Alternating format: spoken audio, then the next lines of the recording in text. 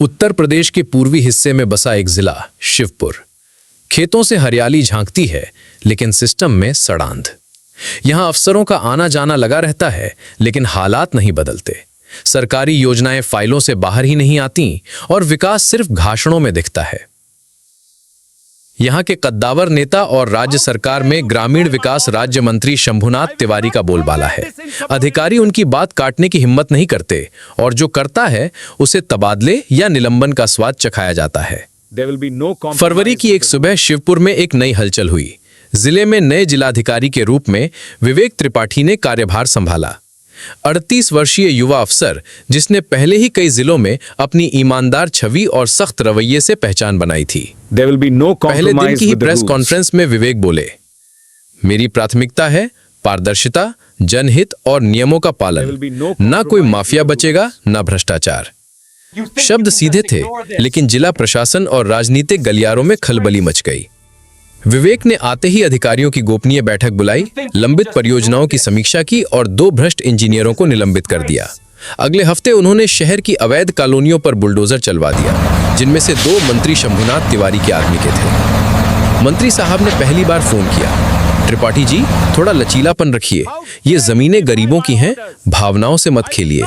विवेक का उत्तर था, साहब नियम भावनाओं से नहीं चलते, जो अवैध है वो हटेगा। फोन के बाद मंत्री साहब ने हाथ बांधे नहीं रखे। उन्होंने अपने सचिव से कहा, ये लड़का ज्यादा तेज उड़ रहा है, जल्दी ही पर कतरने होंगे। एक दिन मंत्री तिवारी के आदमी एक फाइल लेकर डीएम ऑफिस पहुंचे। मामला था सरकारी अस्पताल के पीछे 6 एकड़ जमीन पर एक निजी मेडिकल कॉलेज के निर्माण का। डीएम विवेक ने रिकॉर्ड मंगवाया। जमीन दरअसल सरकारी स्वास्थ्य विभाग की ही, जिसे मंत्री साहब के करीबी ने कब्जा कर लिया था। मंत्री चाहते थे कि जमीन पर कब्जे को लीज मानते हुए कॉलेज निर्माण की अनुमति मिल जाए।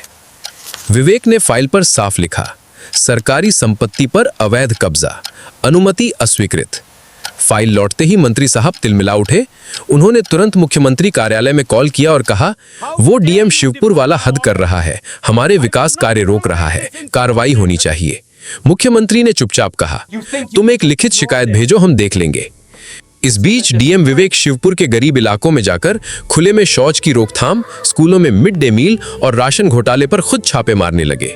एक दिन उन्होंने मंत्री समर्थक प्रधान के राशन गोदाम पर रेड मार दी और लाखों की कालाबाजारी उजागर कर दी। अगले ही दिन मंत्री साहब ने मीडिया में बयान दिया, डीएम साहब को लगता है कि वो राजा हैं, लेकिन ये लोकतंत्र है जहां जनप्रतिनिधि सर्वोपरि होता है। मंत्री के इशारे पर कुछ स्थानीय अखबारों में खबरें छपने लगीं, डीएम विवेक का तानाशाही रवैया, जनप्रतिनिधियों का अपमान। पर जनता के बीच विवेक की लोकप्रियता लगातार बढ़ रही थी।